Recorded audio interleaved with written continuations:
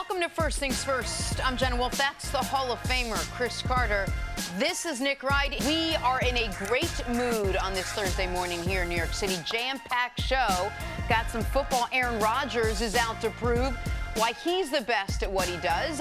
Kawhi Leonard has his eyes set on taking down the Lakers, and Baker Mayfield doesn't care if you like him as long as the Browns are winning. That's where we start this morning's show in Cleveland. Hey, Baker's never been one to shy away from the limelight. He loves it. It loves him. From winning the Heisman to being selected first overall by the Browns. And with more hype surrounding his team than ever before, he is once again not shying away from who he is, saying, quote, "I'm going to be myself and believe in that. And if you don't like it, that's okay." See, what do you expect out of Baker Mayfield in year two? You talk so much about the transition between year one and year two for the football player. What are you looking for from Baker? Typically, especially in those young years, year 1 to 2, year 2 to 3, you expect the learning curve to be drastic. You expect them to be so, because there's so much more information. But the best part of information is if you've been out there with live bullets on the field. That's when you start to see that guys start to understand what the coaches are saying, what's the scheme, and then you know something?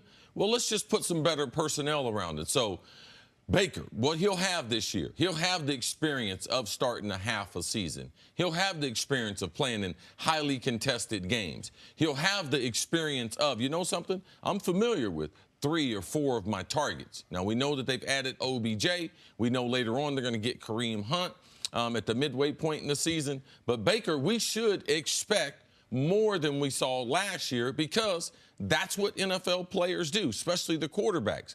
The game, don't misinterpret this, the game's going to get a lot easier for him than it was last year. You have to understand, coming from Oklahoma, even as good as he was, it's not pro football. And we have seen a lot of quarterbacks, the speed of the game, the pace of the game, the physicality, and I don't have a lot of space to throw to.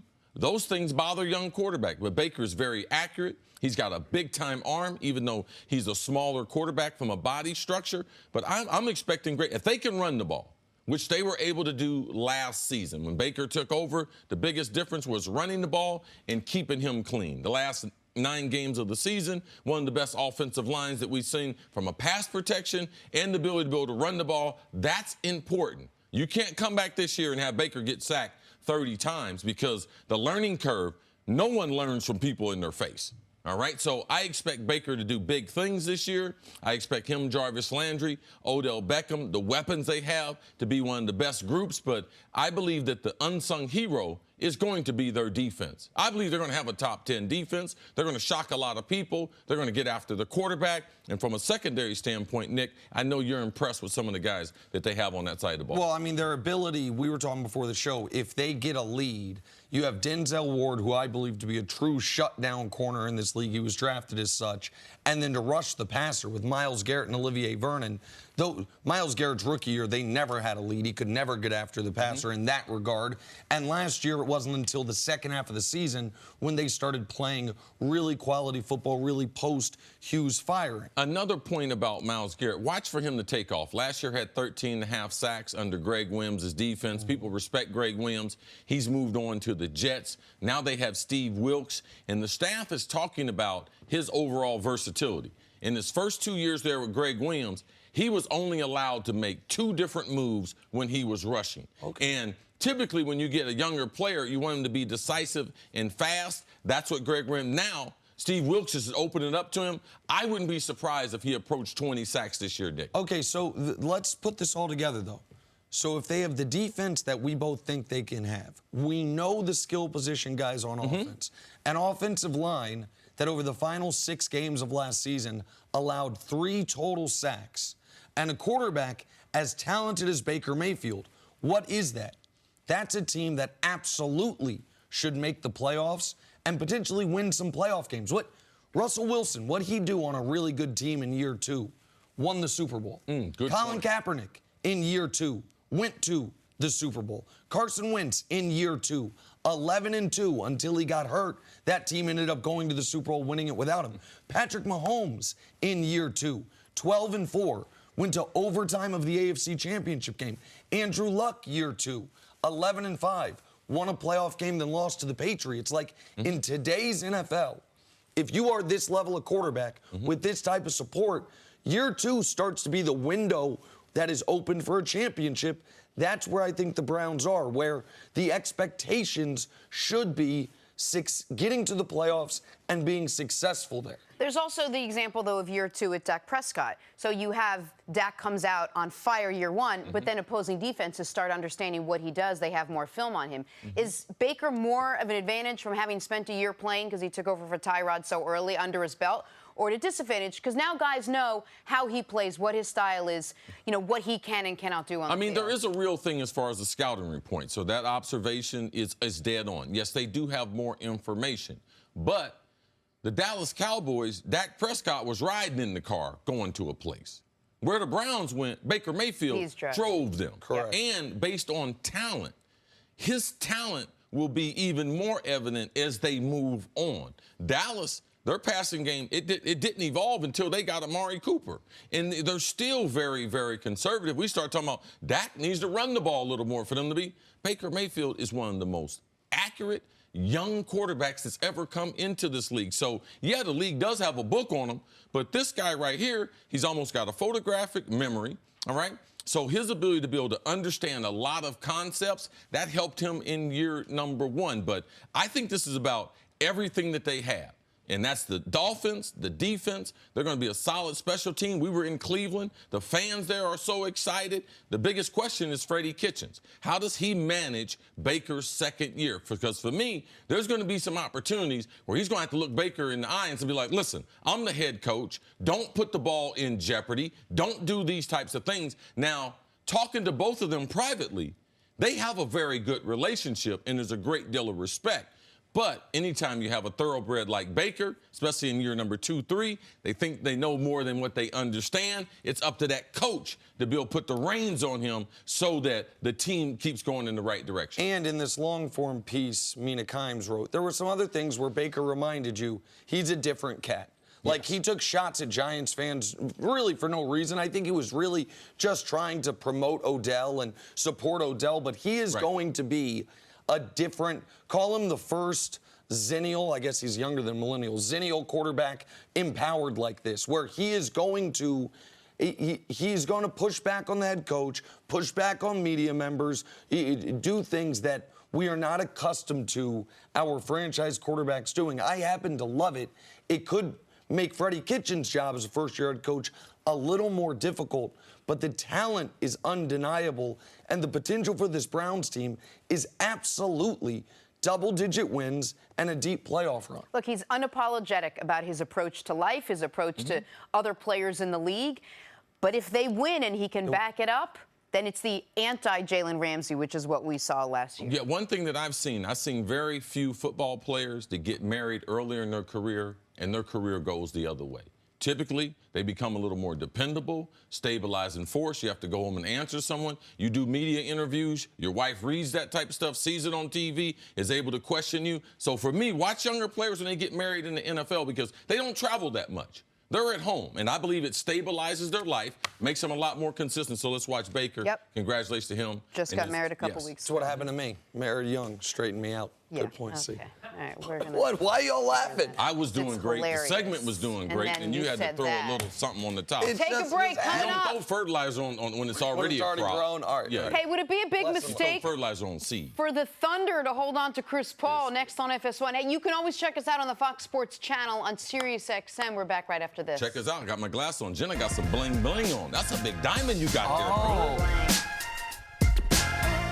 Welcome back. We'll talk a little Chris Paul and where he fits in just a second. But first, Toronto FC versus New York Red Bulls. Josie Altidore pulling off a stunning back heel goal. Oh, this is as good as it gets right here. A little back heel kick right inside the post. There's no defense for that. That was bloody wicked. Oh, how about that? Reds and Cubs, watch the Chicago fans, CC. Nice barehanded grab. That is the catch with the hand. Oh, that's Hall of Fame hands right there. Didn't even spill his beer? Yeah, it was a little warm for that black shirt and everything yesterday, but that's okay, Clint Black. Great grab there. A's and Mariners, Ramon Laureano crashing into the center field wall to make this catch. Oh, but he makes that catch. Oh, I'm all about it. See, the ball tricks him a little bit. Nick, see it start going back over his head. And his head's down. And he got lucky now. This is a gift. He's not even This is a gift. It. That is great. This is hey, oh, I caught that. Look what I found. Yeah, I mean his head down. Nice play though. Moving on to the Thunder. They're still looking for suitors for their newly acquired point guard, Chris Paul. Working against the Thunder? Well, Paul is 34. He's on a 3-year, $124 million contract, and his game is on the decline. Working for them? Well, he's got a great nickname, and right now he appears to be healthy. A recent report says there's increasing expectations that Chris Paul will start the season with the Oklahoma City Thunder. Nick, how do you think he fits in here? Because it appears and it seems like this is where he's going to be for at least the foreseeable future. Well, no, it's not a good idea to keep him, but they don't have any choice. Right now, they can't sell a product that no one wants to buy. And people will eventually want to buy the product that Chris Paul provides, but you're going to have to wait until the entire league is available to you. 40% of the players under contract in the NBA right now are ineligible to be traded. 2 out of 5 guys can't be traded because they signed this offseason because of how the CBA works. You're going to have to wait until December. Okay, now tell me something. Did you think the audience either didn't understand the 2 for 5 or they didn't understand the 40%? I was trying to put it in simpler My 12th grade English teacher told me, this guy. Why use 2 when 1 would do? So your word club. Go ahead. I was trying to simplify it. Maybe it didn't need simplification. The point remains that there's not enough teams right now that can get in the game for Chris Paul. But for the Thunder, it is in their incentive to be bad, and it is in their interest to play Shai Gilgeous-Alexander at the point as much as possible. Chris Paul hurts both those things because while he's not worth his contract and while he is on the decline, he will help you win games. They have all these draft picks over the next 7 years. The only good ones are going to be theirs, and that's assuming they're bad. So they need to be bad instantly. And so, no, it's not great, but what are you going to do? You can't. The only way you could get Miami to take him right now is if you included a bunch of picks along with him. They're not in the business right now of giving picks away. They're in the business of bringing picks in. So he's going to have to start the season there. They will make it work throughout. I would be shocked if he finished the season there. He's not going to play the whole year there, but through December, and then see if a team like the Knicks says we got to get in the market, or if there's a team that thinks, hey, we're a Chris Paul away. I think most basketball fans are sitting here shocked like me that 40% of the players aren't available. Now, with the hype on the NBA, we've never covered the NBA in the offseason the way we've done the last couple off seasons, and this has the most hype, the most coverage. So 40% of the players aren't available, so there's not a whole bunch of trades to be made. And, I mean, the Rockets are so happy that someone took Chris Paul off their hands. So, I mean, how are the Rockets going to get Chris Paul taken off their hands? Then someone else is going to take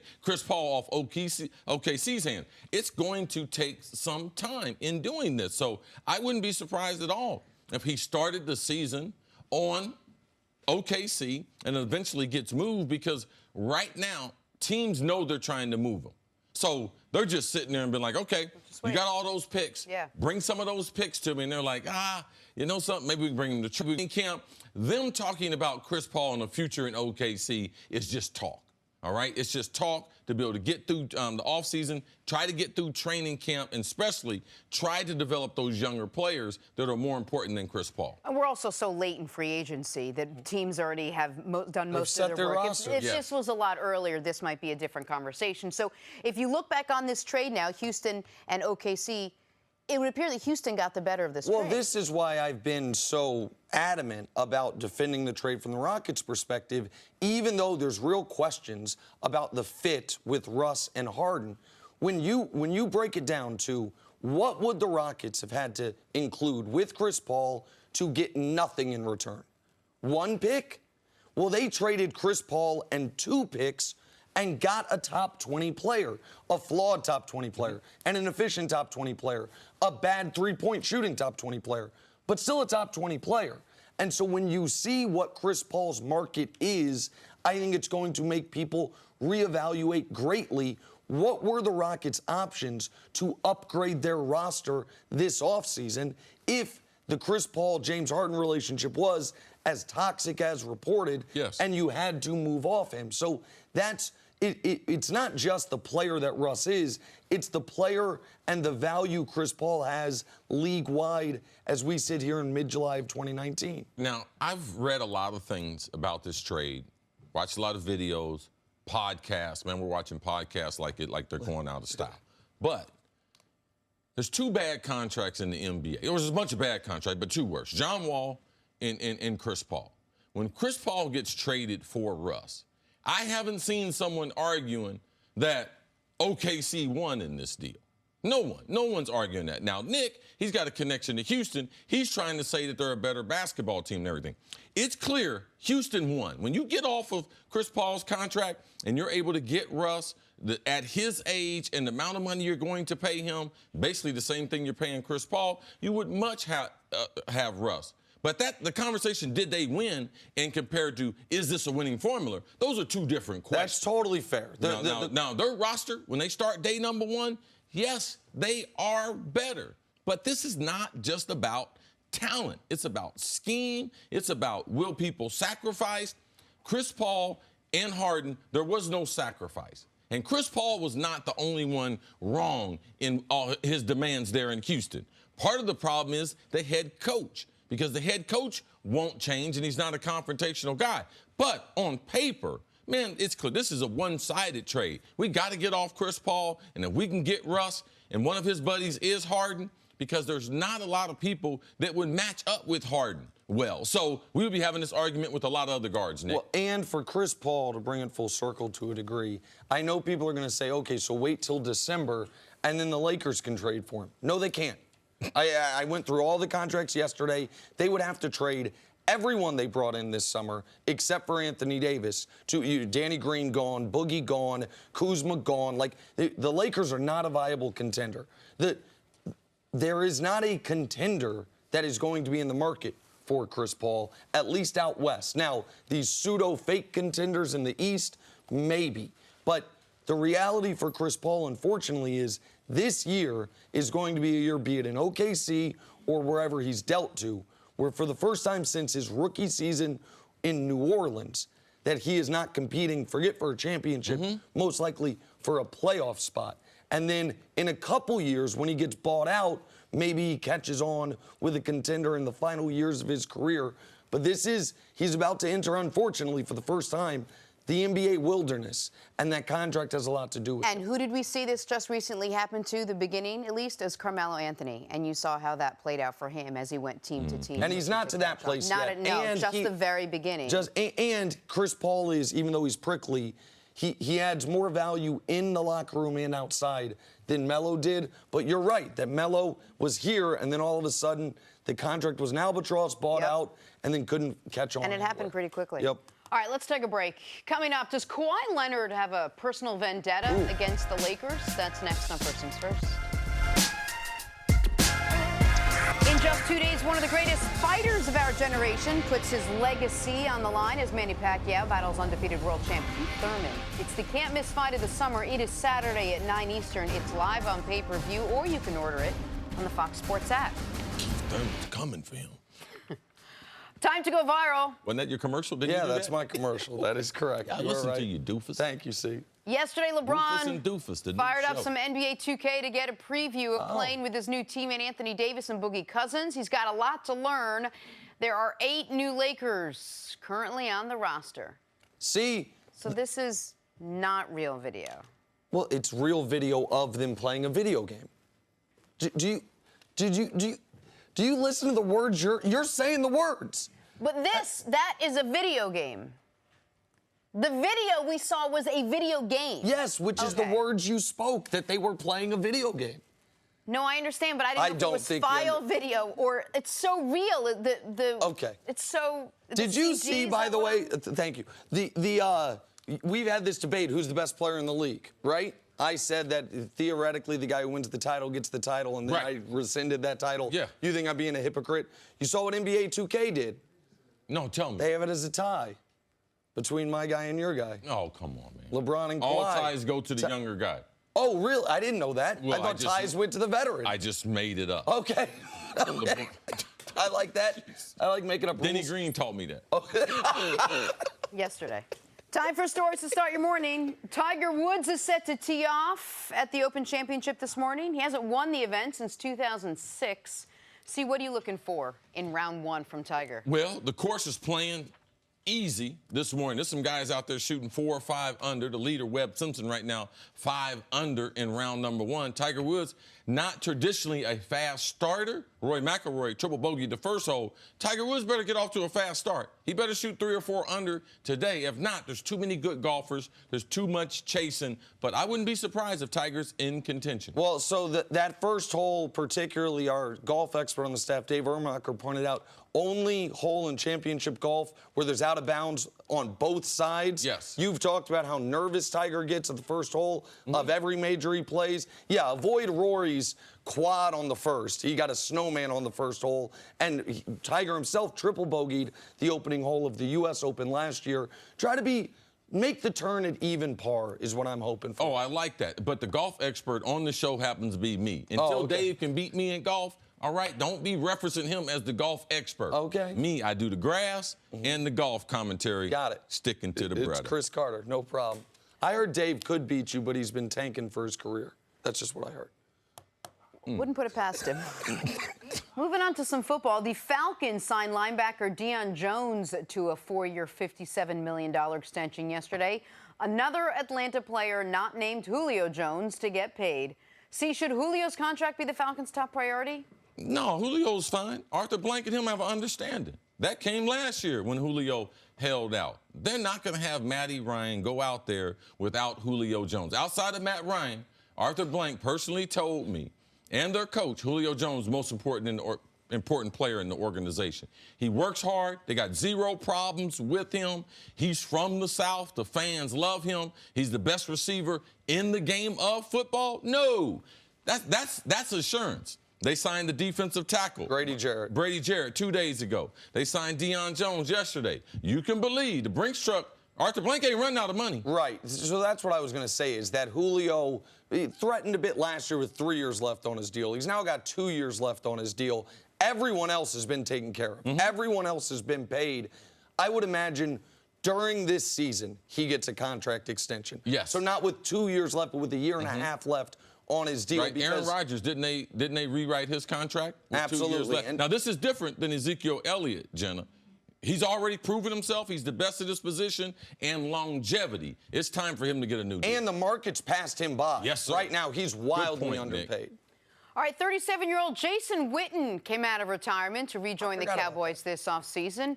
And Tony Romo isn't worried about the 11-time Pro Bowler, saying, quote, he'll pick up right where he left off. That's the problem. See, where is that? What do you expect from Witten this season? Tony Romo. Oh, man, I'm going to tell you, the worst thing about doing TV when you first retire, you got these buddies out there playing, and you know they just as old as you, and you try to fix it. You try to say little things to help them out. Now, is this the Jason Witten with hair or Jason Witten without hair? Because Tony played with both of them. Yep. Right. But no.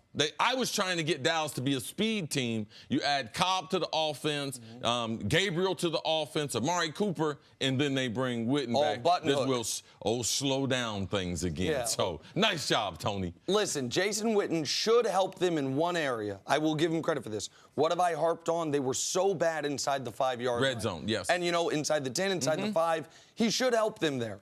And he can be reliable for Dak if they decide to pass on 3rd and short. He can still get you 3 yards. Cloud of dust. And so I'll give him credit for that. Woody Hayes, absolutely. But All right, let's end here with Aaron Rodgers before we throw Witten too far under the bus. The Packers quarterback gets to work with a new head coach this season in Matt LaFleur, but the two appeared to be out of step with each other earlier this offseason when LaFleur said he plans on limiting Aaron Rodgers at the line of scrimmage. Rodgers, though, seemingly unfazed by the audible issue, saying yesterday, with me, I will do things that other quarterbacks just can't do or just haven't done. See, what was your reaction to what Aaron Rodgers had to say? Well, I just need a little more on that, Aaron. Does that mean if a coach calls something, you'll do what most quarterbacks won't do? You'll change the play, even though the coach told you not to change the play. To me, That's what I kind of read into it. Aaron Rodgers is a special, special talent. And as you go through the week, the coaching staff tries to do everything they can, especially for the quarterback, to make them comfortable. So you'll go through the week and you might run a certain number of plays. And if the quarterback doesn't like that play won't make it to Friday, and it definitely won't make it to Sunday. So by Friday, the offense coordinator, the coach, they can sit down with the quarterback and be like, you know something? How do you like these 3 throws? And the quarterback right then can be like, you know something? I don't like 2 of them. So they're into making the quarterback comfortable. But the audible system is the best way to make a quarterback comfortable, because if he sees something on the field, he knows he's got something in his arsenal in the playbook that he can go to, compared to running that play against a defense that he doesn't like and then going over to the sideline for the coach to make the adjustment. The best teams are able to adjust in real time, and that's why the audible, it can be a problem.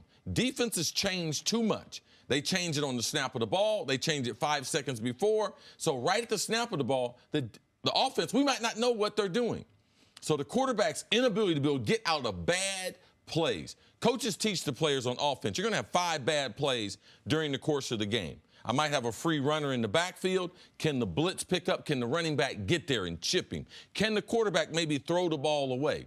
Now, if I got 5 bad plays, I got an audible system, maybe I can count that down to 2. Right. Because I put in 3 audibles, and we gash the defense. Because what defenses don't like is for them to do something specific and then us to have an answer immediately. Because defenses, if they're successful, they repeat that defense. So the audibling system to Rodgers is important, just as it was to Brett Favre. And to me, I was there the day he took over from Brett Favre. The first day he practiced with all the chaos and everything, and you knew then, not only his arm was special, but he has a special football mind, and I believe they should open up everything to Aaron Rodgers. So, but this is where, though, it has to be a two-way street to a degree, because part of what went wrong in Green Bay over the last few years is Rodgers clearly, rightly or wrongly, lost some faith in the head coach. So early on especially, I would argue, even though Aaron Rodgers can diagnose things at the line of scrimmage as well as anybody in the league, and what he is seeing at the line of scrimmage is more informed than what LaFleur is seeing from the sideline or what anyone's seeing from the box, because of his experience and just because of his perspective on the play and from being in it, the feel of the game, hearing the sounds, absolutely, all of that. But he can't, I believe, he cannot assume that he knows all the answers and that he can't just discount what LaFleur is trying to do, if for no other reason than you need LaFleur as well. We always talk about confidence as a player.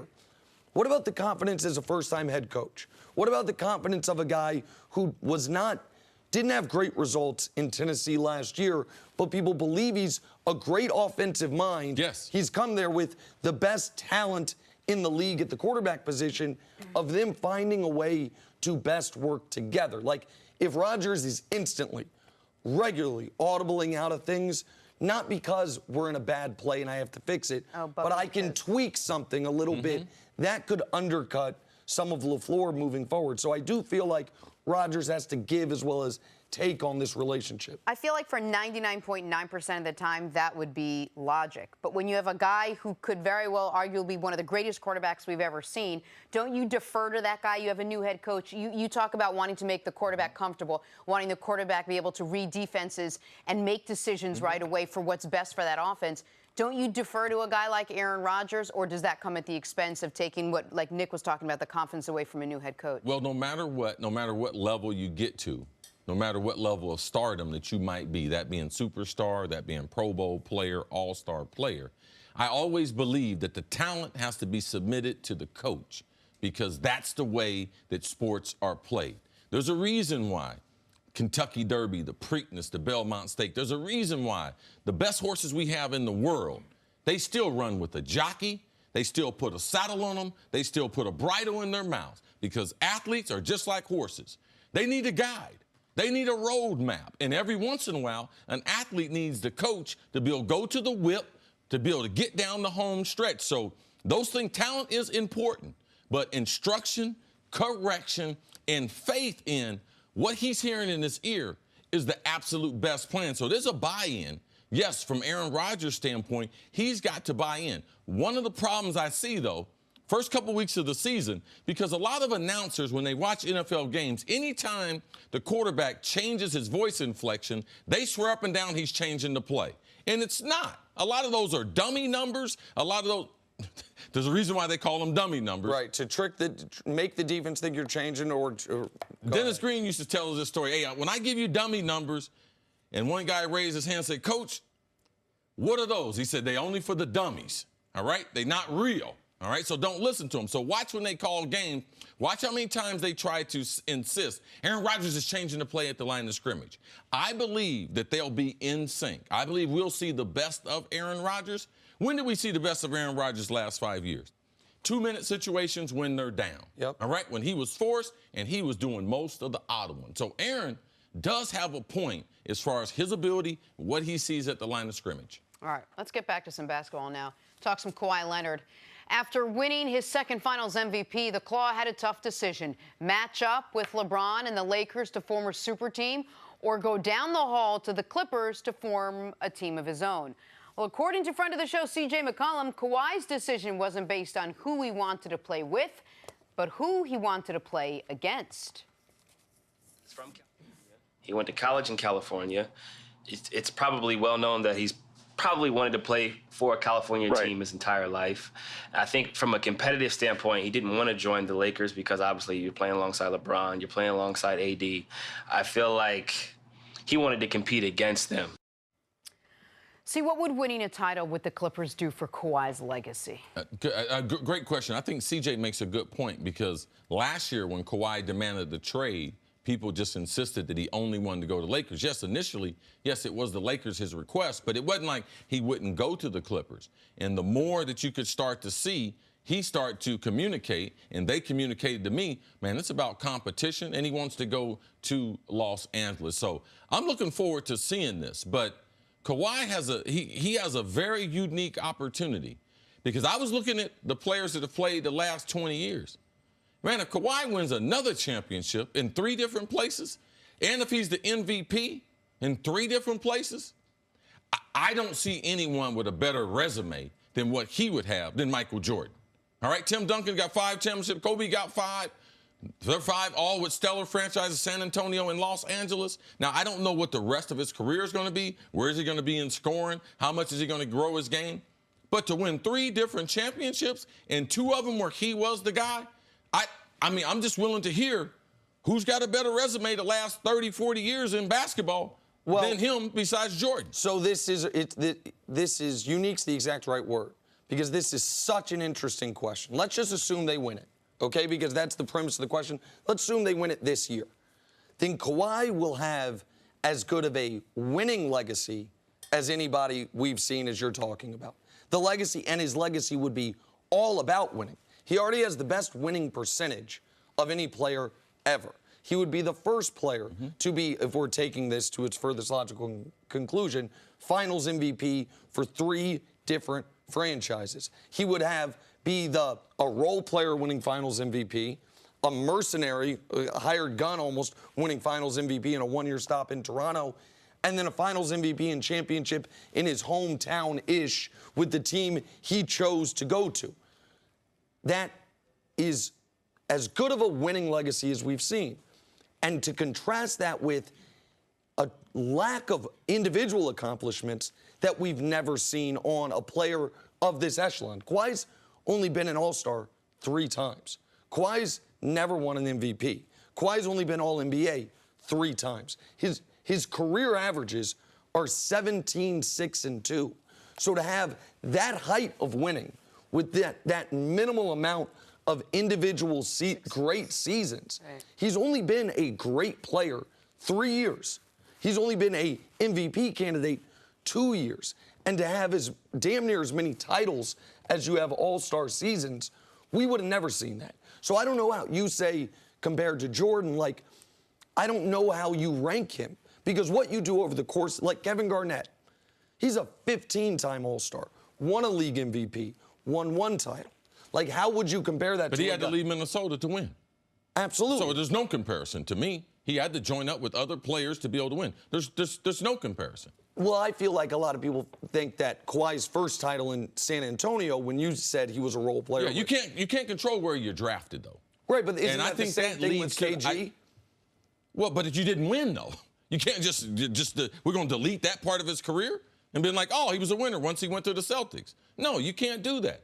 Kawhi was drafted in San Antonio. The overall slow development to where he is, it's not like he's been in the league 10 years. No, you said he's only been an All-Star 3 times. Well, how many years has he been in the league? This is going to be his 9th season, I believe, so 8 seasons. Right, and he missed one. One season missed with injury. No, it's just so there's nothing to compare it to. Right. Like historically, where right now the guy has 2 Finals MVPs and 2 first-team All-NBAs. Like, that's not usually how this works. And so would he jump a guy like Dirk if they do this? Oh, come on, man. Yes, absolutely. Only thing saving Dirk is longevity, and he played 1 year. Won one championship, and he played all his years there in Dallas. So again, maybe you're not assigning the importance to a double-digit All-NBA teams, double-digit All-Star games, league MVP. If you haven't been playing in the league, how can you get the double digits? You know what's important?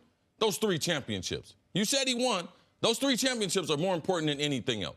All right? You can be 15 times All-NBA. You win 1 championship or no championships compared to 3 and 2, you were the man. I don't believe there's a comparison between the two. So let me just ask you real quick. If they win the title, you think in the Pantheon stuff, he goes ahead of a guy even like Kevin Durant? A guy who's got 2 titles, a final. We need to see where they finish up, Nick. Mm-hmm. What's his overall scoring average? What's his impact the rest of the way? All right? The rest of the book's not written yet. Right. So Kevin Durant shouldn't be in this discussion. But as far as guys like Dirk, guys who have played the game, Garnett, and those guys, to me, there won't be any comparison because when they're won championships, look how much they're revered. All right? And he went to Toronto. Let's not forget that story. After missing all the season before almost, but 9 games. Then he goes back home to L.A. with AD and LeBron across the hallway and wins another one? Oh, come on, man. It's going to be hands down. So you've already got him right now probably, I would guess, ahead of a guy like Iverson. Because Iverson never won a title. Kawhi's got 2. Got the Finals MVPs. There's no reason to compare them right now.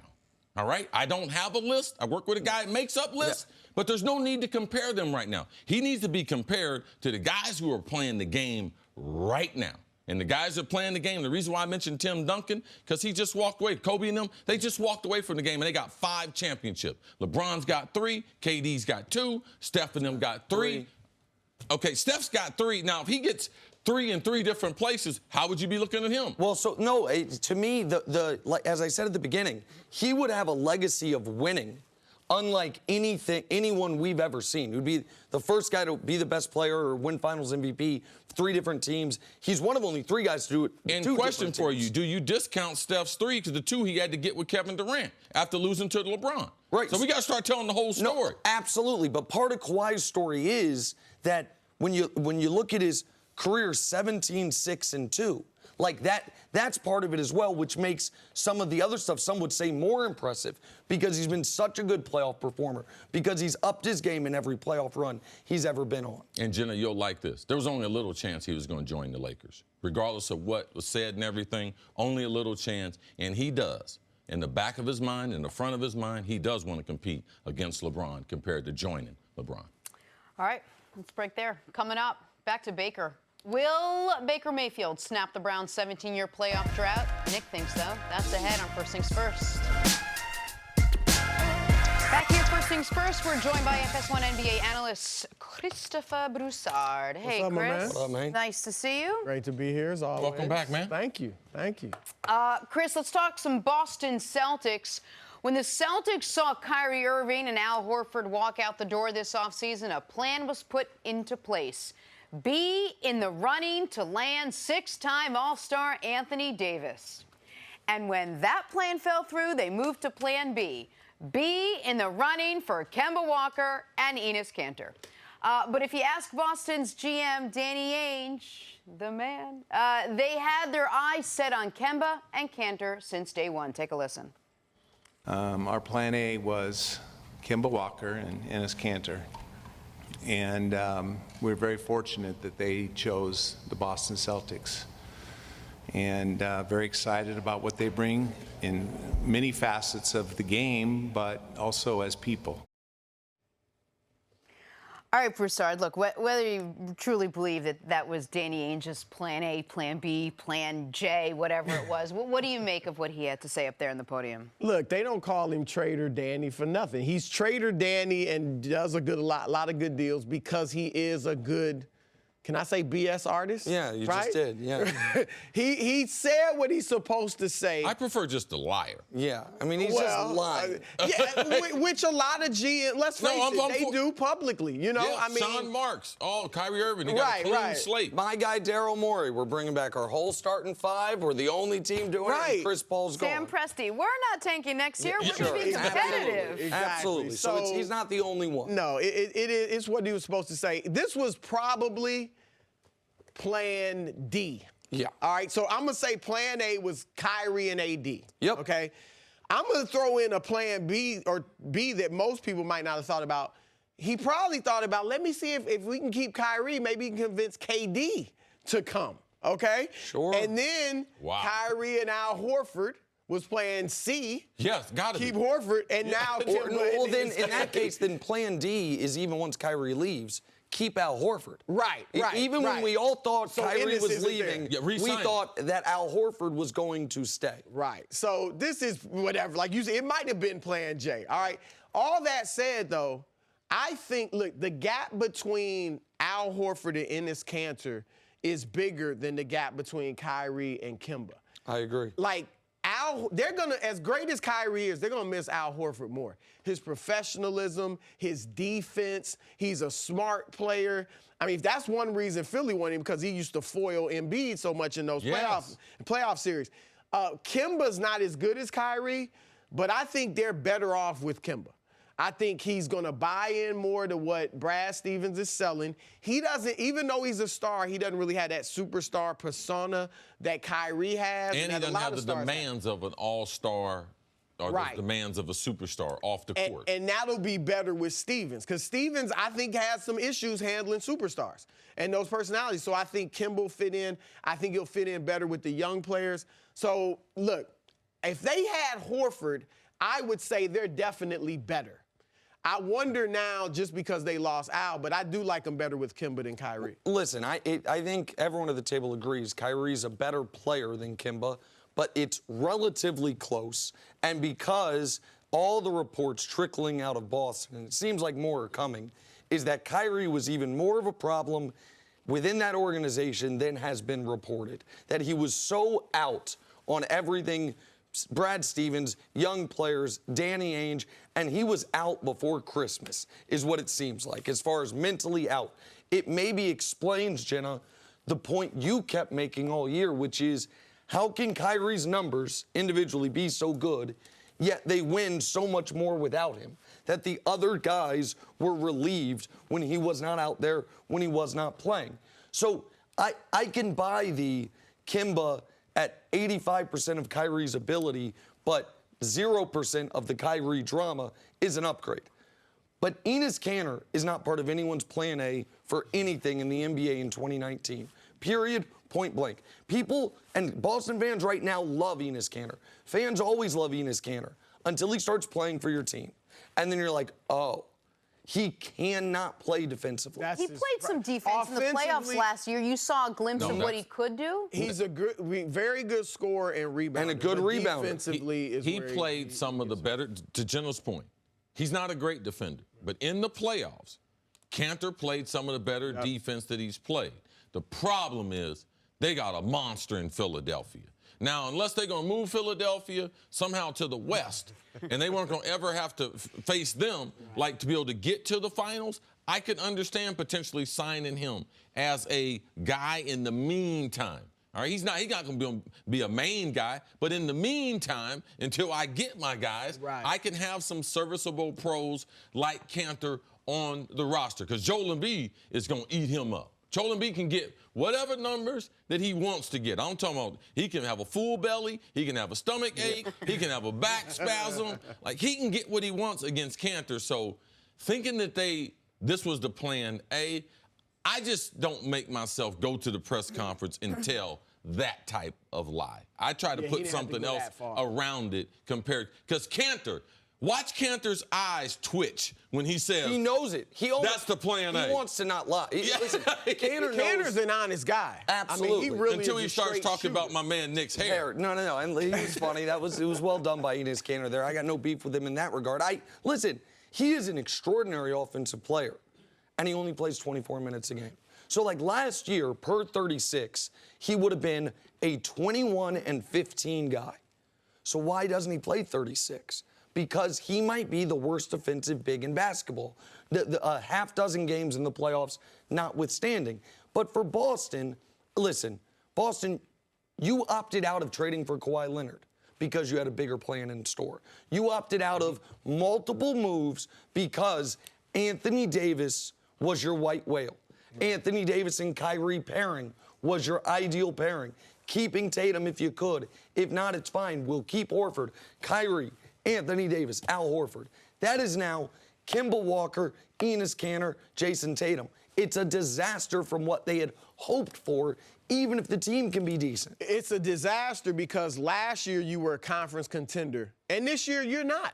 I mean, barring major injury, Milwaukee is a level above you. Philadelphia is a level above you. And if Brooklyn gets Kevin Durant back, like we talked yesterday during the season, they're a level up. You have no chance to beat, certainly not Brooklyn and Milwaukee. But let me throw out this. 2 years ago, you thought Brad Stevens was one of the hottest young coaches in the league. Then he got paired with a guy like Kyrie Irving, who was not buying into a system. We're learning more and more about how anti-Brad Stevens he seemed to be.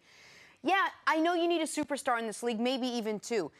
But what if these guys fit the same way this team played so much better when Curry seemingly was out of the lineup? Maybe they fit Brad Stevens' system better. You need talent. And you need a certain degree It's of nice talent. to have a dress that fits you, but if it's made with polyester, what difference do it make? That's real. All right? That's real. It ain't the X's and O's, baby. It's the Willies and the Joes. And around the NBA, you need talent. You got a center in Cantor, can't stop anybody. You got Kemba, who has a ceiling. You guys can talk about all that locker room stuff, all that. They got problems there. Brad Stevens is one of the problems because you can't think a problem. Problem. Can he learn to coach superstars? Well, we just had a couple stars, all-stars. Al Horford, great Horford leader, wasn't great really teammate. as much of a problem, but why didn't he sign back? He couldn't handle Why Kyrie. didn't he sign back with them? I think because he wanted bigger money long term. And the other problem, besides the coach not being able to adapt to stars, they got a problem in Gordon Hayward. All right, you talked about the white whale being, they're going to put this. I left him out. This dude is not who he used to be. He's not the kid you recruited when you were at Butler when he was a 3-star, and his contract will continue to be a problem because Jaylen Brown and them, they're trying to get a new contract now. Tatum, they're trying to get a new contract. How much is Gordon Hayward making? What, more than max money? $30 million, more than any of those guys. Okay, that will be a problem with those younger players who still have goals to try to get them a max contract, Nick. 2 quick points, one on Stevens, one on the Celtics. On Stevens, listen, I maybe got a little too enamored with his sideline out of bounds, with his out of timeouts, with doing more with less, because he is as good X's and O's as anybody in basketball, But to your point about the Willies and the Joes, the game is not about the X's and O's. The pace is too fast. It's a personality business, and it's a talent management business. Now, to your point about the Celtics, listen, Celtics gonna make the playoffs. Celtics probably gonna exceed their Vegas total for wins. They're gonna overachieve and get bounced in the first or second round. This is the story of this team since the Big Three left. They overachieve. You make a deep run with little Isaiah Thomas. You're a good story. But you keep talking about what you will be without ever actually being it. And that's the reality. So they're going to win 46 games, and they're going to have a tough first-round series with the Pacers. Right. And we're going to talk about, well, when Jaylen Brown takes that leap again for the 3rd straight year, we'll be talking about that with this team. You don't like polyester dresses? No, come on, Jenna. You ain't had a polyester dress in 25 years. Okay, but still, if I wore one, wouldn't be the worst thing. Broussard, we'll see you later Christine, in the show. put her in one tomorrow. Yeah, make sure there ain't no fire around you. Coming up, is Baker Mayfield about to make history in year 2? That's next on First Things A little First. cotton, a little wool for myself, a little silk if she A little can mix it. polyester for me. Here's how you know NFL football is only 49 days away. Cris Canny is here. Welcome back, man. Welcome back. Got a little Harden thing happening on Got your a little face. something going on Yeah, with the beer game. it's Yeah. good. I like it. I appreciate it. Also, did you just finish up your football camp? Yeah, just Annual finished football up the Camp of Champions. I host it every year in Manhattan. It's a free camp. Oh, this year nice. we had over 600 kids, so it was dope. Congratulations, Yeah, man. yeah, Cris really Canny, good love the time. kids, man. Love the kids, man. Love the kids and love ball. Good stuff. All right. Well, we're happy to have you here. We love when you're on. Let's talk some football. That was good, Jenna. You didn't. She didn't make it awkward. There you go. On the outside, I didn't, but on We'll the take small inside, it wins, was Cece. We'll awkward. take I those. knew it was candy because the lights went out when the Baker Mayfield's Lord, that's a never been monster. one to shy away from the limelight. He loves it. It loves him. From winning the Heisman to being selected first overall by the Browns, and with more hype surrounding his team than ever before, he's once again not shying away from who he is, saying, quote, "I'm going to be myself and believe in that, and if you don't like it, that's okay." Candy, what do you expect? Colin Cowherd. That's what he said at the end. Yeah, exactly. That's what he said at the end. He Take got that. smoke for everybody. Little extra something for him. What are we expecting from Baker Mayfield as he gets ready for year two? Well, I think we can expect a similar season from Baker Mayfield that we've seen from some of his contemporaries, that being Jared Goff and Carson Wentz. Both of those guys in year two, double-digit wins for their team, over 60% completion percentage, and, of course, a 3-to-1 touchdown-interception ratio or better. So I think when you look at the skill positions that the Cleveland Browns have, I mean, Jarvis Landry, Odell Beckham Jr., Antonio Callaway, Nick Chubb, David Njoku. I mean, I think it's set for him to have that type of campaign.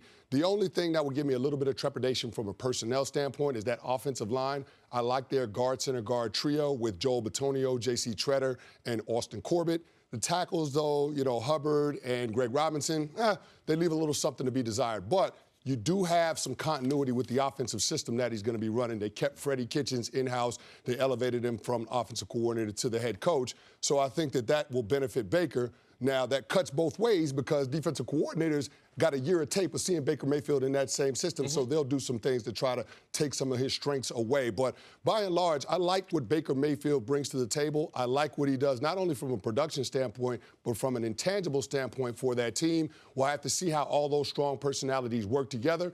But I think the stage is set for him to have a big season.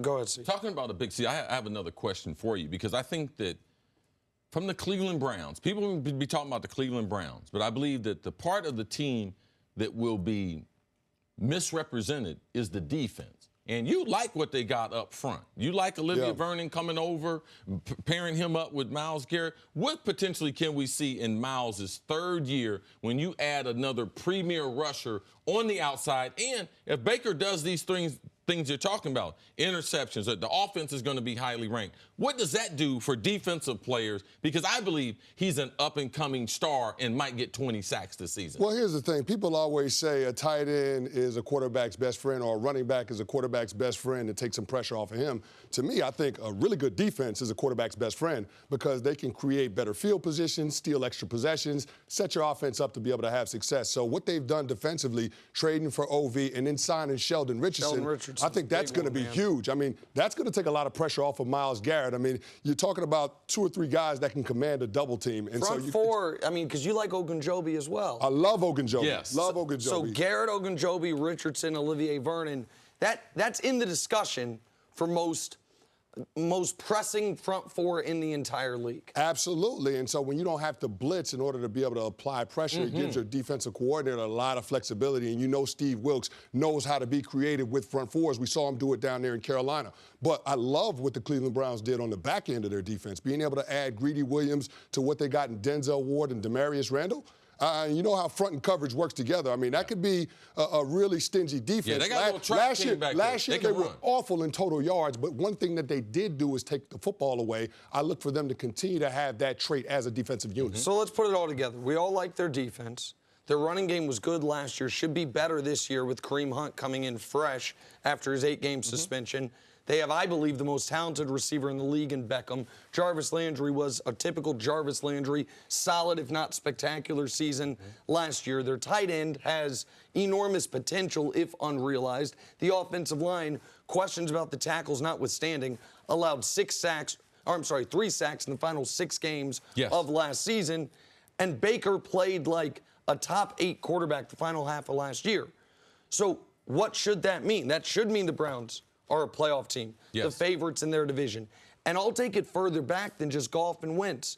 In year 2, Russell Wilson won the Super Bowl. In year 2, Colin Kaepernick went to the Super Bowl. In year 2, Patrick Mahomes went to the AFC Championship game, won league MVP. Like, in today's NFL, when you have this great quarterback on a cheap contract with a lot of talent, that's when your championship window springs open.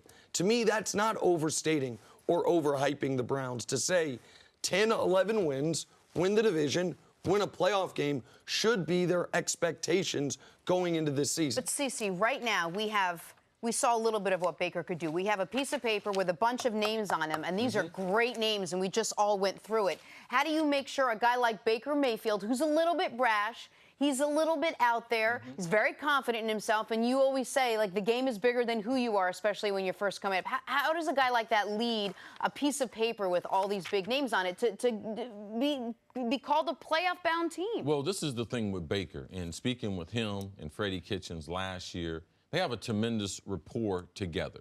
And I think Freddie and the rest of that staff there are going to let him know, you got a good defense. You got a good kicking game. You got a home field advantage. So they'll prioritize things that every game Baker doesn't have to save Cleveland. He's not drafted to save Cleveland every single play because of the talent around him. Baker took advantage of the talent around him at Oklahoma. Man, he spread the ball around. Now, the offensive line, it's important that he gets as comfortable in the pocket as he did in year number 1. You bring up a great point about the offensive line. They trade away right guard Kevin Zeitler. Now, does he hurt? That overall Pro Football Focus has them ranked 20th as far as offensive line entering. That's the unit that you have to watch for. Baker Mayfield, if you ask me, Chris, if you can have any personality as a quarterback, I want the guy to be a football player. I don't want him to be some special guy, some guy that thinks he's better than the rest of the organization. I want him to come to work just like the rest of us, talk trash, play jokes, and be just like the rest of the team. Because in that locker room, typically there's 50 guys. The quarterback and the kicker are the two odd personalities in the locker room. So I don't mind Baker Mayfield being the type of brash, young quarterback that's talented. I don't mind that because I know the type of locker room that goes around the NFL. Everyone can't be Tom Brady. Everyone can't say all the right things, do all the right things. Cal Hurd, I know Colin, that's what he's on. Hey, man, I want my guy. I want my guy. He wants to be Russell Wilson. Yeah. Loves Russell Wilson. Well, how much of Russell is real? Right. Exactly. Well, in Russell, we might see a slightly different Russell as we've seen this offseason. Since Sierra, it is a different Russell. But he awful spicy. Got a little more bass in his voice. Oh, his voice changed too. A little more bass in his voice. But the one point that you bring up about Baker Mayfield, having those intangibles and being able to establish that chemistry, that rapport with his teammates, that's important because this is an organization that's been devoid of leadership by and large the better part of this millennium. I mean, you're talking about having one double-digit win season since 2000, and in that same span, you got 14 double-digit losing seasons. So, I mean, that's a problem, and you need somebody to be able to turn that around. I know people throw the word culture around as a catch-all, but I think it's applicable in this situation just because you do need somebody to become the catalyst, the agent for change in Cleveland, and I feel like Baker Mayfield has already made strides in order to do that. You look at these comments about the Giants fans and how they treated Odell Beckham Jr. on the way out the door.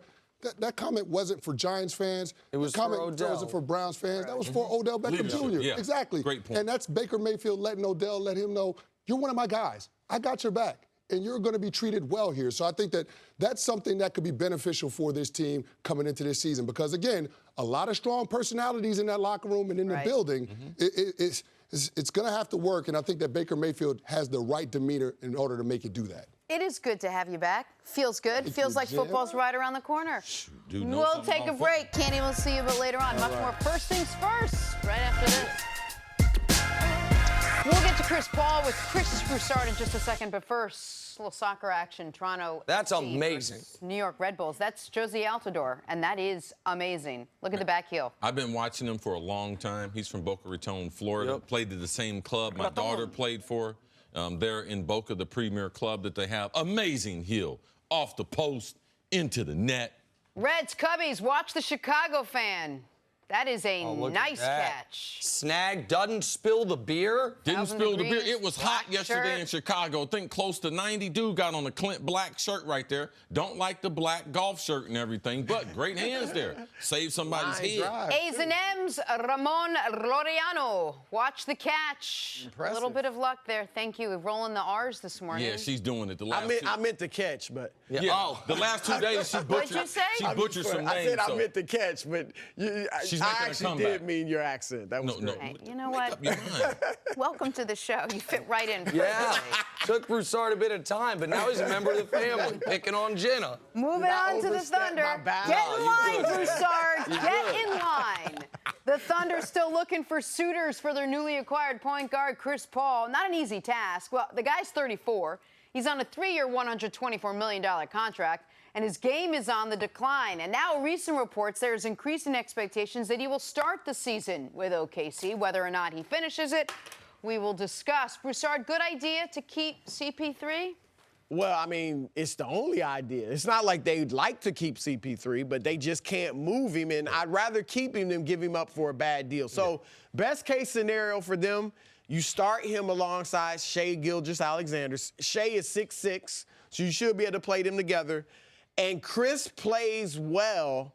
Say he's averaging 16 and 7. I'm trying to be realistic. 16.7 assists. And then December 15th, when the free agents become available for trades, maybe you can move him. Maybe a contender's watching and he looks like he still got it and you can move him. But that's the best case scenario. Shai has to be the ball handler. He has to be essentially the point guard. They'll alternate, but he's your point guard of the future, so you got to let him go. Yeah, you got to be careful, though. There's an All-State commercial that Chris Paul's a part of, the one where the deers in the garage start just kicking out all the... He could do that in your locker room, too, because he knows he's not going to be there. This is the worst spot that he's been in his whole career. No question. And he overplayed his hand. When those rumors got out that him and Harden weren't getting along and people started looking into it, and then ultimately they moved him, it lets you know that there was a lot more truth to it, and they picked Harden, of course, over Rightly. him. So when you've been trying to win championships or put yourself in position, when we've had all these super teams, because almost his whole career, there have been super teams out there, and now you have no hope, this is a dangerous spot. Even though you got guaranteed money, man, people can act up in a locker room, more so when it's guaranteed. You know why? They can say whatever they want. Ain't no repercussions. Who's going to do something to them? As long as they show up to work. The one thing, and you're right, I mean, it's a terrible situation for Chris Paul.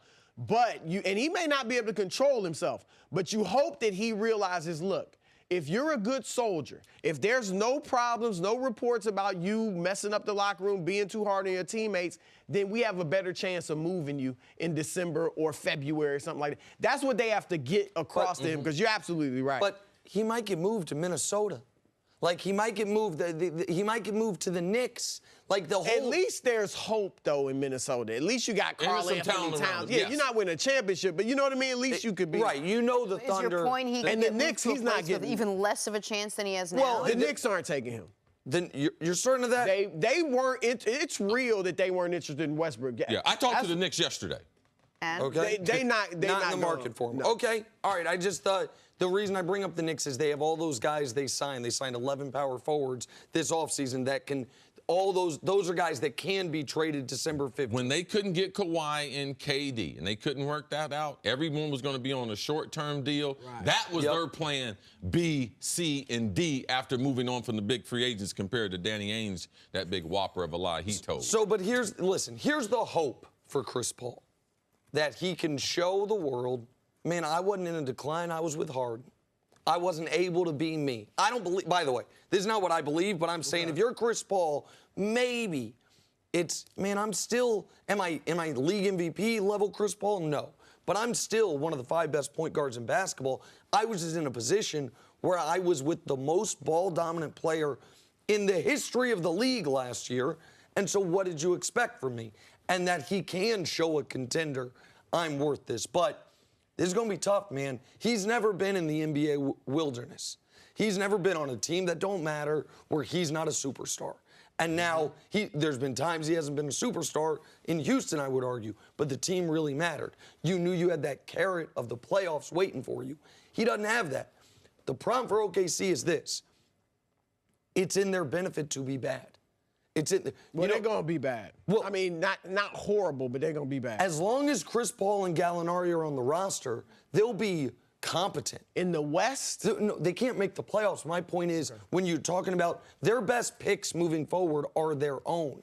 They're not going to be one of the 5 worst teams in the league like they want to be until they trade Gallo's expiring deal, until they move off Chris Paul, and they go with Shea and the young guys. Yeah. Gallo may get hurt, and I don't think Chris will have the opportunity to show he's a top 5 point guard still. He maybe he is. I'm kind of with you, but I might maybe make he a is. list on that one. Top 5 might be pushed. Right. I don't think he is either. I don't think he's gonna have the ball. Like they need to have the ball in Shea's hands a lot. Yes. Obviously, Chris is gonna have it sometimes. That's why I think something like 16-7 might be the best you can hope for. Like his numbers aren't gonna be huge for them. Yeah, I still think Chris Paul can get 20 points a game in the right situation.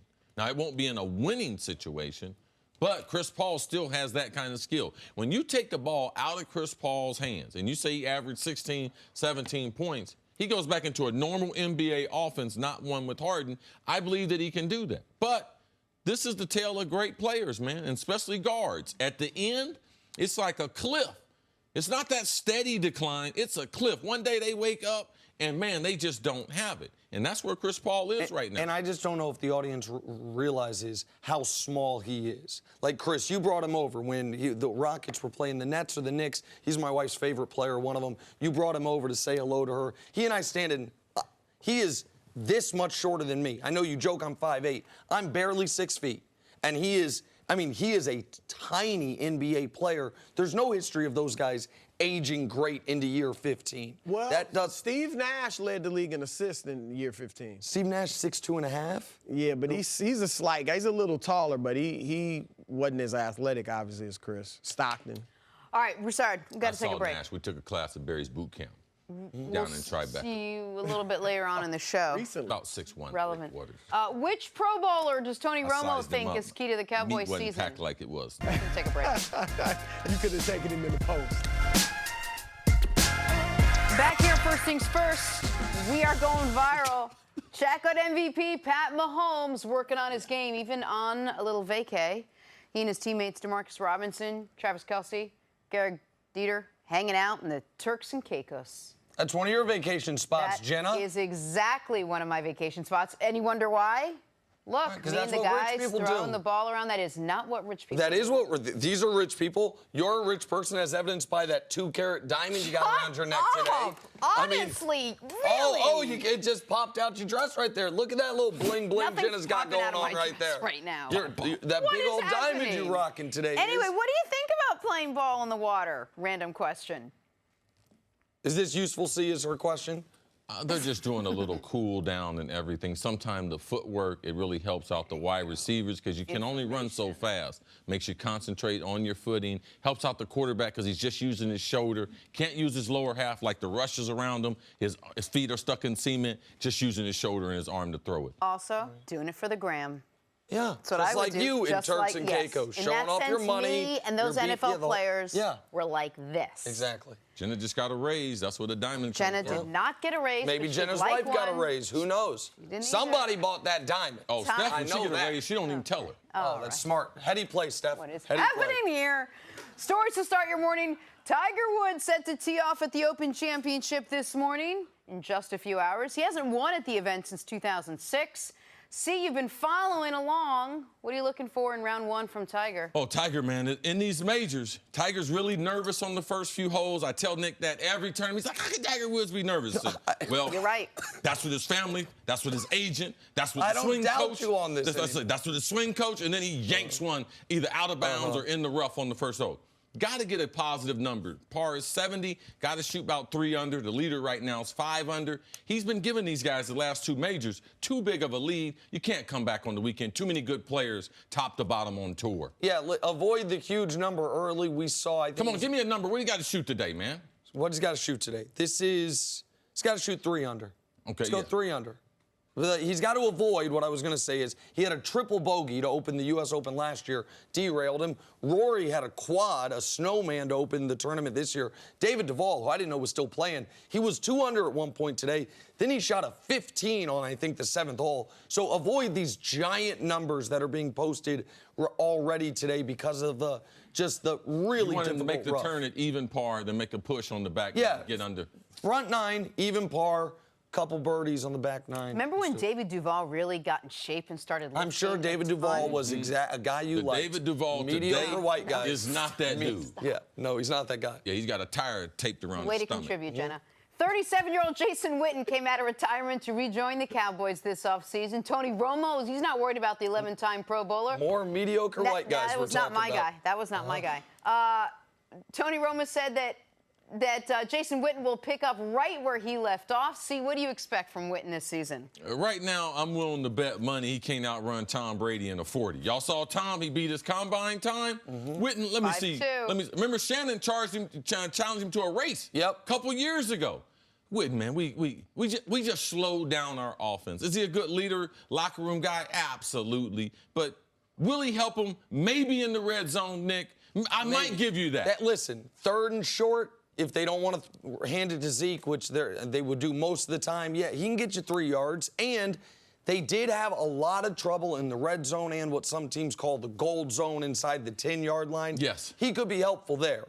But picking up right where he left off, I mean, what are you see in these highlights, aside from this one, they are all running, turning around, catching it short down the field. That's what he does at this point in his career, broadcasting aside. And then I get to criticize him the way he was criticizing people last year. Exactly right. Boom. Flaming What's darts. good for the goose is good for the gander. And in with the Celtics, when they saw Kyrie Irving and Al Horford walk out the door this offseason, a plan was put into place. Be in the running to land 6-time All-Star Anthony Davis. And when that plan fell through, they moved to plan B. Be in the running for Kemba Walker and Enes Kanter. But if you ask Boston's GM Danny Ainge, they have their eyes set on Kemba and Kanter since day one. Our plan A was Kemba Walker and Enes Kanter. And we're very fortunate that they chose the Boston Celtics. And very excited about what they bring in many facets of the game, but also as people. All right, Nick, what do you think about what Danny Ainge said? Maybe a little tiny bit of stretch of truth there? Just a little, I mean, you could call it that, or you call it what it was, a blatant lie. Little stretch. But Enes Kanter, the only person Enes Kanter's in their plan A is his family. Like nobody else, nobody building a basketball team's like, and plan A involves Enes Kanter. No, he good on Twitter. I respect and support some of his off-court struggles that he's going through politically, all those things.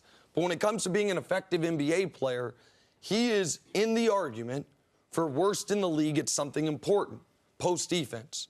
Like, this is why you can be, he is so skilled offensively and an elite rebounder, something that gets lost and still is unplayable in big spots for good teams. Like, now, this is a fine exit ramp.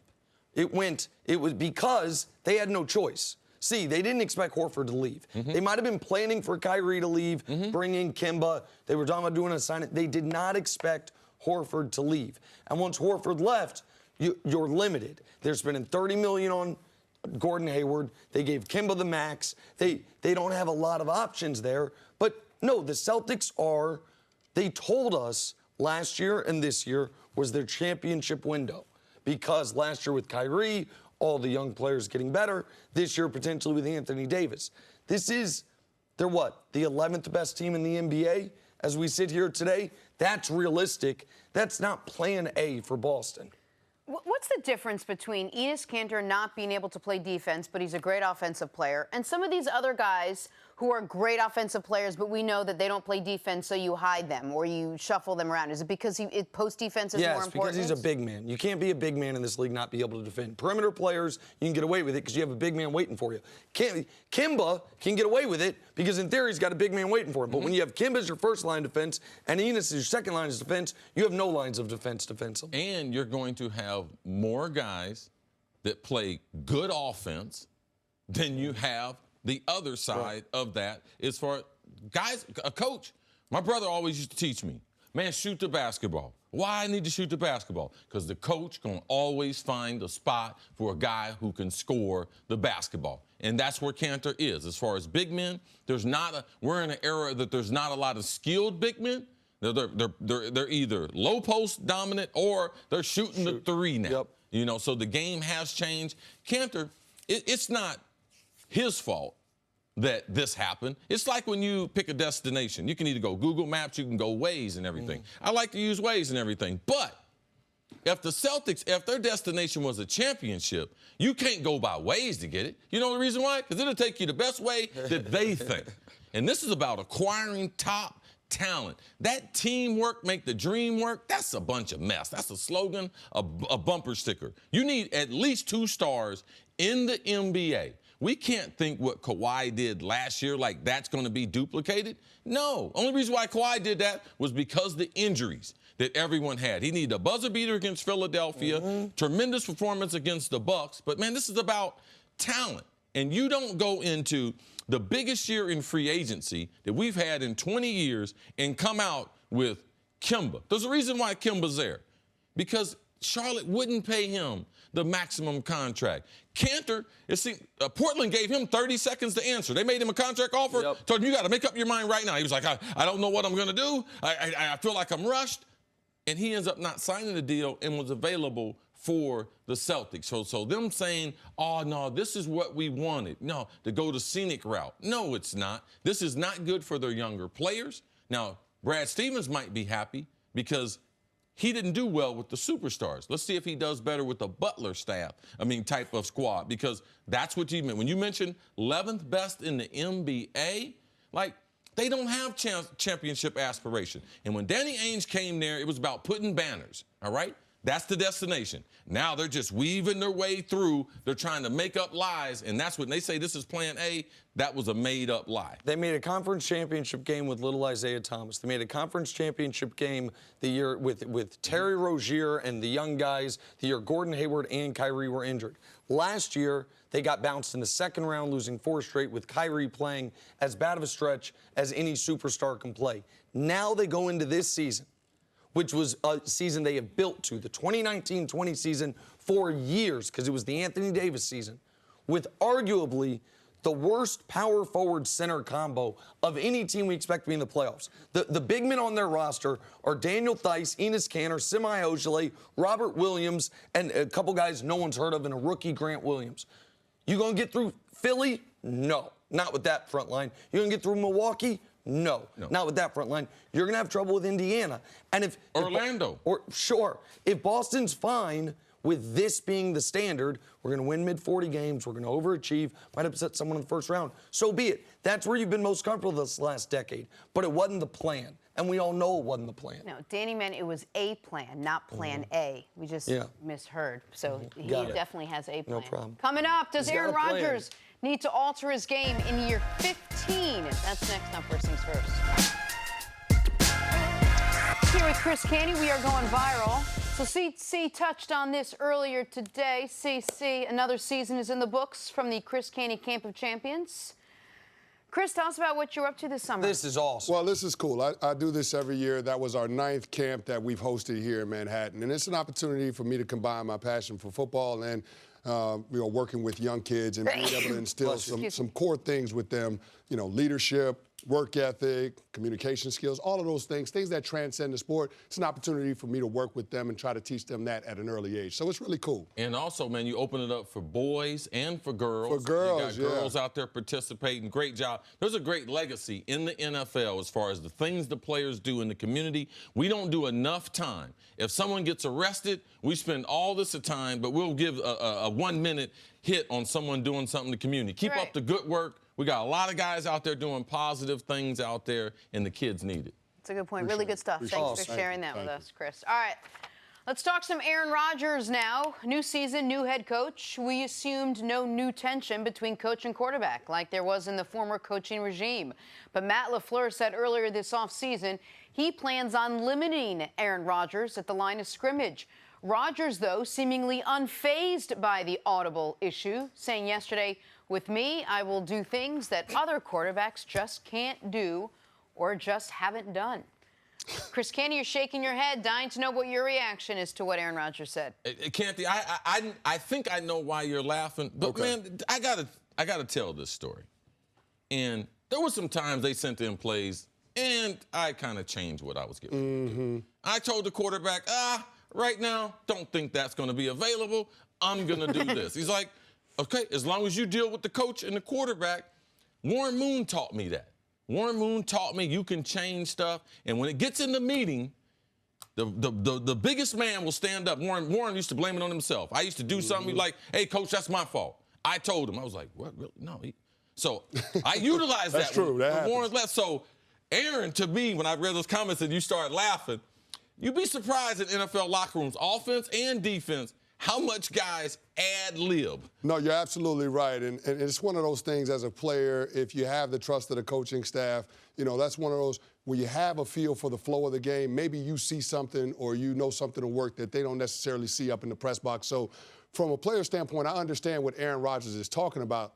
I just want Aaron Rodgers with this situation to keep an open mind. We all recognize that Matt LaFleur is one of the youngest coaches that we got in the National Football League. But as Tom Coughlin used to tell us as players, you can learn from anybody. And so Aaron Rodgers, a two-time MVP, Super Bowl championship on his resume, I just don't want him to think that Matt LaFleur can't teach him anything, because Matt LaFleur was brought there to take some of the pressure off Aaron Rodgers, to remove some of the heavy lifting so he can go out there and do what he does best, which is be one of the best quarterbacks in our league. So I look at what Matt LaFleur has done in his stops as an offensive coordinator and as a position coach. Keep in mind, Matt LaFleur was the quarterbacks coach in Atlanta when Matt Ryan had that MVP season back in 2016.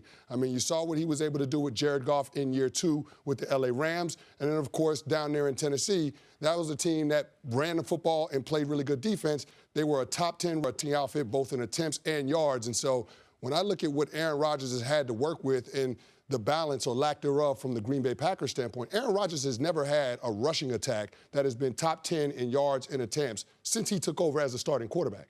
So, I mean, in order to make things a little bit easier on him, you're going to have more balance in that offense. I think Matt LaFleur wants to bring that to the table. I just hope that Aaron Rodgers isn't resistant to it. Right. It can't be a one-way street. Like, now that goes in this regard as well. Matt LaFleur, we know it's the Shanahan school of go to the – Gary Kubiak did this in Houston, where the quarterback – He did it in Baltimore, too. Absolutely. He did it in Baltimore, too. Matt Schaub goes to line of scrimmage when I was in Houston and Kubiak was the coach, and it's you have a play A, play B. Be usually a run or a pass, and you're going to call one of those two plays depending on what the defense is, and those are your only options. And sometimes both those plays are drawing dead, and the quarterback did not have the freedom to call a different one, did not have the freedom to check out of it.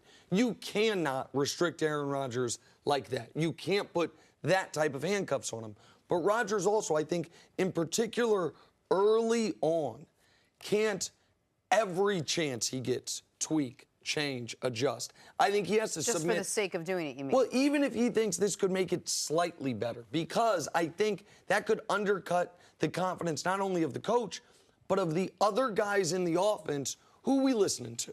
We listening to the coach? We listening to the quarterback? Or are those guys on the same page? They have to present a united front on this, because while Rodgers has been out of the playoffs the last 2 years, no one questions his ability. Matt LaFleur has never been a head coach. He is one of the younger guys. The Titans weren't great last year. This isn't a guy that is coming in where everyone's convinced this was the right hire. So Rodgers has to help him in that regard, just like LaFleur has to give him freedom to be Aaron Rodgers. Is this too big? Are we making a big deal about this? Is this stuff that happens that great quarterbacks can audible at the line, and we're just looking for some reason to find tension between another Packers coach and Aaron Rodgers? Or is this something that we should look into, maybe will beget something else further down the line as far as tension goes? Well, anytime Aaron Rodgers is involved in the conversation, and given what the rumors were when McCarthy left, and given that the coach he has now has zero experience in the job that he has, one of the youngest that's ever been hired. Now, the game of football has done a 180. In the 70s and 80s, almost all the quarterbacks called their plays. And then here we come in the 80s and the 90s, and that's when Kyle Shanahan learned this offense from his dad. And this comes from the late 80s. It's a spinoff of a Bill Walsh offense. Bill Walsh had audibles in his, but Shanahan, when he created his system, he took some of the audibles out of the system, took some of the flexibility out of the system. The reason why Matt LaFleur is not getting credit, because Kyle Shanahan got credit for that Atlanta offense. Because he was the coordinator, and even though he was the quarterback coach. So for me, I understand. I know the reason why he would teach Aaron Rodgers this. Why? It's the only offense he knows. And that's what you start to get into. It's hard to be great when you don't have the variance of a lot of different things. That's why Bill Belichick and what they do is so amazing. They'll play a 34, they'll play a 43, they'll throw it 50 times, they'll run it 50 times. They don't care. They look at the matchups and figure which one is best for us to win. And I just think that Aaron Rodgers, he can learn a lot from what's going on in New England.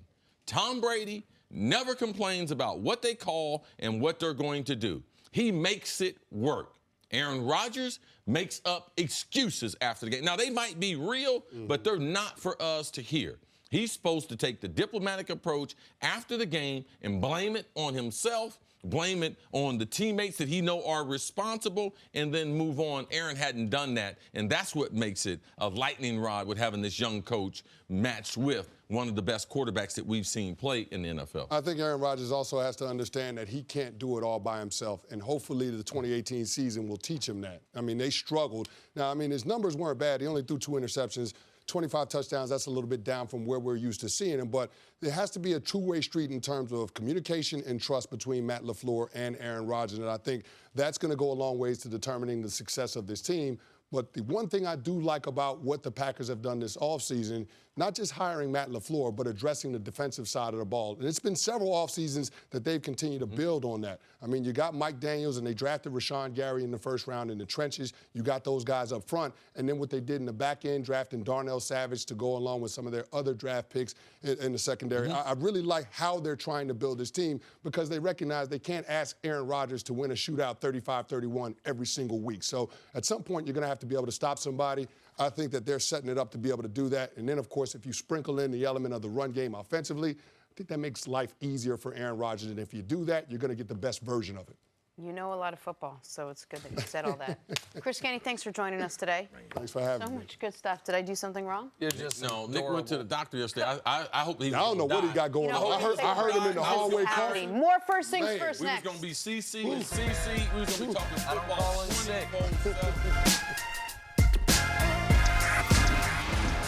Saturday on FS1, it is an MLB doubleheader. First, rookie sensation Pete Alonso powers the Mets as they take on the Giants. Then Anthony Rendon leading the Nationals against Ronald Acuna Jr. and the Braves. Catch the action Saturday, 4 Eastern, 1 Pacific on FS1 and the Fox Sports app. That's pretty good. You're killing that name. By the time they play the game, you'll have it down. Awesome. Dirty laundry, air it out. Back here with Chris Broussard. Let's talk some Kawhi Leonard, Broussard. After winning his second Finals MVP, the Claw had a tough decision. Do I match up with LeBron and the Lakers to form a super team, or do I just go right down the hall to the Clippers to form a team of my own? Well, according to our friend of the show, CJ McCollum, Kawhi's decision wasn't based on who he wanted to play with, but who he wanted to play against. He's from California. He went to college in California. It's probably well known that he's probably wanted to play for a California team his entire life. I think from a competitive standpoint, he didn't want to join the Lakers because obviously you're playing alongside LeBron, you're playing alongside AD. I feel like he wanted to compete against them. I wonder how much of that has to do with Kawhi's recent resume and what his legacy would be. What would winning a title with the Clippers, Broussard, do for his legacy? I think it depends on when he won it. If he wins it in 3 or 4 years from now, I think the discussion kind of remains where it is now. He's one of the best players of this era. How does he match up with these guys? If he wins it next year and LeBron is still looking great, like a top 5 player, for Kawhi to go to a team in back-to-back years to lead 2 teams that have never been to the finals, let alone won a championship, to championships, then I think you begin to compare him. Okay, where does he, rank up historically with the Durants and LeBrons and, the best small forwards of all time. I think you begin to think about that, knowing that I think that would be 3 titles in 9 years, and knowing that he's got room to win more, it would elevate him into a historical discussion. Whereas if he wins it in a few years, I think it kind of remains this generation. Well, let's just, for the sake of this discussion, let's just say he wins it next year and wins Finals MVP. Okay. If he were to do that, he skyrockets up the list of greatest winners in NBA history. He already has the best winning percentage of any individual player in NBA history. Now, some of that's circumstantial because he wasn't drafted by a bad team. He was drafted by a great team, but he still owns that record. He would have won a Finals MVP when he was a role player. That year, he averaged 12 points per game in the regular season, won a Finals MVP while stopping a three-peat in Miami, won a Finals MVP as a hired gun in Toronto, stopping a three-peat in Golden State, and then winning a Finals MVP the following year with the new organization of his choosing. There would be almost no one in modern NBA history, aside from Jordan, who would have the winning resume Kawhi has. He also would have the most unique resume in this regard. We've never had a player of that caliber in that discussion with the, relatively speaking, pedestrian individual accomplishments. He's been an all-star 3 times. His career averages are 17, 6, and 2. Like, that's because of the early years in San Antonio. Right. I mean, Giannis started the same way. Scottie Pippen started the same way. Now, they're not where Kawhi is yet, but they developed over time as well. Right, but last few years, last 3 years in San Antonio, he was like 21, 25. Well, no, he's only averaged 2 years in San Antonio. Right, he's 21, only averaged 25. 20 points per game in a season 3 times. Right, the last 3 years. Well, not the year he missed, 3 of the last 4. The last 3 years that he played fully. Yeah, without the 9 games. But you don't get extra credit, though, for starting slow. Like when yeah, but I don't think you look at his numbers and hold those against him. Right. I get where you're saying, because it's not just rings. If your individual numbers aren't great and you got a ton of rings, Robert Horry, nobody's putting you in a high stature. But he would be different in that you look at once he became a star, it was like over. He just started winning and beating everybody. So I don't think you'd hold the 17 and 6 against him. I would. Well, I just think when you're talking about guys, you mentioned Durant, right? Durant, right, so assuming Kawhi wins the title, Kawhi would have more titles, more Finals MVPs. I don't think you could elevate him past Durant. Not next year, but Chris does. Eventually? I mean, Kevin Durant joining Golden State? Right. Like, he joined Golden State? Yep. They were up on them 3-1. Like, he joins. Like, I'm not into reducing someone's titles, but when you're making a comparison, Kawhi's title in Toronto, it's just like LeBron's title in Cleveland. Right. They are not the same. Of course. And saying Kevin Durant having 2 and Kawhi having 2 are totally different. Oh, I agree, but their championship part of their resume would be different in Kawhi's favor. But the individual accomplishments matter. First team All-NBAs matter. League MVPs matter. Scoring titles matter. And for Kawhi, but championships matter more. I think we're getting to an era where we are looking more at championships. And it's one thing if Kawhi had won all those titles in San Antonio with a big 3, with Duncan and those guys. To last year's ring, as Chris said, no other stars. If he won it this year, yeah, Paul George is a star, but still, first year with the team, bunch of role players with you and Paul George, bunch of dynamic duos around the league, including one right down the hall, and you prevailed, that would mean a lot. Like, Steve Nash has 2 MVPs. I'm not putting him ahead of Isaiah Thomas or many other, John Stockton, many of these other great point guards who don't have that. Let's look at Kawhi's last 3 postseasons. Last 3 postseasons, averaging 28 points a game. He's shooting over 50% from the field, shooting 40% from three-point range. So, yeah, you can go back over the beginning of the career, and it does talk about the gradual process to other players being great compared to guys coming into the league, and they're great instantly. I think that the championships, they tell more of the story. And there's so much of Kawhi's book that's not written yet that there's no need to be talking about it. Like, there's no need to be, how does the end We don't know how it's going to end. If he wins another championship, don't let him win 2 championships. And I do believe that in this next 3 years, because Kevin Durant will be in his prime. He'll be back playing in some capacity in 2 years, like we know. LeBron will be finishing up. There's other great players around. So I believe if Kawhi is able to win one in this era in 3 years after what he did in Toronto, then going to Los Angeles with LeBron then being across the hallway, he's in a special category, all right? We just haven't seen someone that mirrors the way his career has been. And there's nothing wrong with that. There's never but there's been a no need resume for me like to this make one. up stuff just to try to fill in the gaps. Kevin Durant and going to Golden State and those 2 titles with Steph, who was a 2-time MVP, they are less than what Kawhi has done. Oh, listen, on the winning part of it, I agree. But up until the moment Kevin Durant, not tore his Achilles, but strained his calf, was there ever a time in Kawhi Leonard's career he was considered a better player than KD? They're around the same age, around the same time in the league. The answer is no. There was never a time he was considered better than Kevin Durant. Now, I can't all of a sudden say, because of what happened in the next month, and now, again, we're giving him, for the sake of the argument, a title next year, that he just, it's clear, it's obvious. Because championships might be the most important part of the pie, but they're not 90% of the pie. They're not all of the pie. The eye test, the what you've done throughout the longevity of being able to be a 25-10 or a 27-7-5 guy, those types of things, to me, when we're talking about Larry Bird, when we're talking about the best This of is the the best. thing I think is significant. The people telling the story, make sure you put an emphasis on what was going on in the NBA. All right? Because Kawhi doing what he did after he tried to force his way out of San Antonio, wanted to go somewhere, they traded him somewhere, as you would say, trade him to another country. Yep. And he went up there and went roughshod through the league. He can't help Kevin Durant got hurt. But after he won a championship, you know what he had a chance to do? Join who you think is the best player ever. And you know what he did? He turned that down. And we need to make sure that we tell that story. Kevin Durant had an opportunity to turn down Golden State, but he didn't. Absolutely. And we need to make sure that we tell that story. I'm not trying to take away his championships, but let's just tell the story accurately. And Nick, players can also improve with hard work. Now, you're right. Yes. Kevin Durant has been better than Kawhi.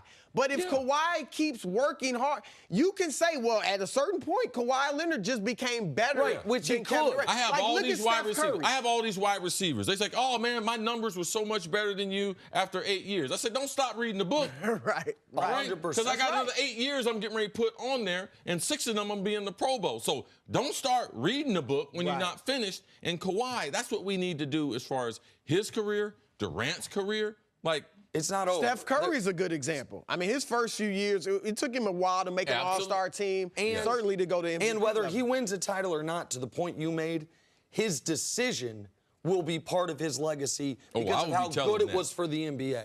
To not join with LeBron and to not have one super team versus the rest of the league. Especially if he beats him. Right. Regardless, it was good for the league. If he beats him, it's good for him. I got to call so Uncle much Dennis. for today. I got to call Uncle Dennis.